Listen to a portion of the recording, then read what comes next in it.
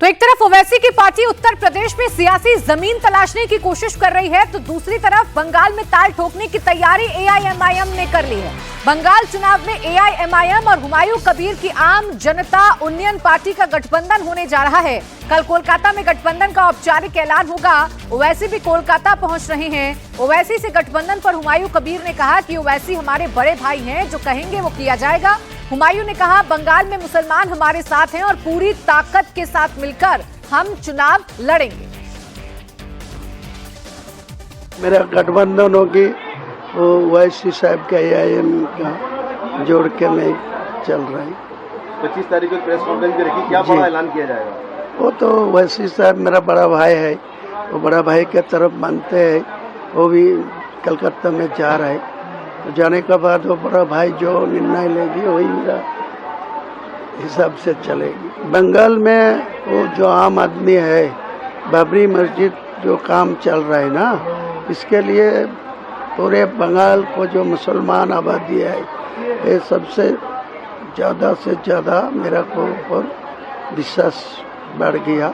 वो मेरा मदद कर रहा है, वो जहाँ जा रहा है उनको इतना सपोर्ट मिल रहा है। इंशाल्लाह इनको मेरा फायदा तो होना चाहिए। मुसलमान को ज़्यादा से ज़्यादा वो सपोर्ट भी मिलना चाहिए। मनीष भट्टाचार्य मेरे सहयोगी जुड़ गए हैं, सीधा उन्हीं के पास चल लेते हैं। मनीष, ये जो लड़ाई है ये 27% मुसलमान वोट बैंक को लेकर है, जिसका 70 से 75% हिस्सा ममता बनर्जी को एकमुश्त जाता रहा है। इस बार ये गठबंधन अगर बनता है तो कितना नुकसान होने की संभावना है ममता बनर्जी को?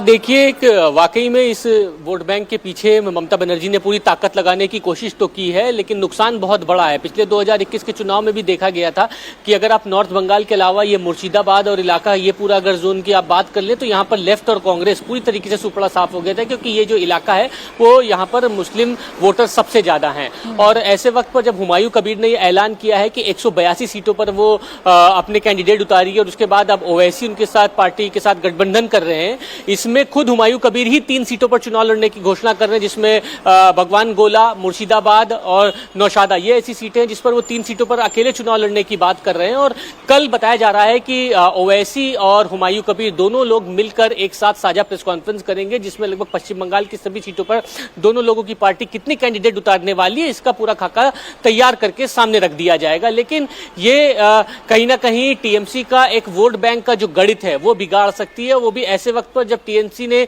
74 सिटिंग एमएलए कैंडिडेट्स के टिकट काट के नए चेहरों को उतारा है। वैसे ही पार्टी में बहुत ज्यादा सरफुटअव्वल का दौर जारी है, और इसीलिए ममता बनर्जी लगातार रैलियों का दौर भी कर रही हैं। लेकिन इस बीच जब ओवैसी की एंट्री हुई है, तो ये माना जा रहा है कि मुर्शिदाबाद से लेकर वो इलाके जिसमें दिनाजपुर, मेदिनीपुर और नॉर्थ बंगाल, जहां पर मुस्लिम वोटर सबसे ज्यादा है, मुर्शिदाबाद, मालदा, नौशाद, ये इलाकों में कहीं ना कहीं टीएमसी को मनीष, अब बाबरी मस्जिद के नींव रखने पर या बाबरी मस्जिद के निर्माण पर तो भीड़ जुटाई है हुमायूं कबीर ने, लेकिन ये भीड़ वोटों में कितना तब्दील होगी ये देखना दिलचस्प होगा, क्योंकि अगर इसमें से कुछ % भी मुसलमान छिटकता है तो ममता बनर्जी को नुकसान हो सकता है।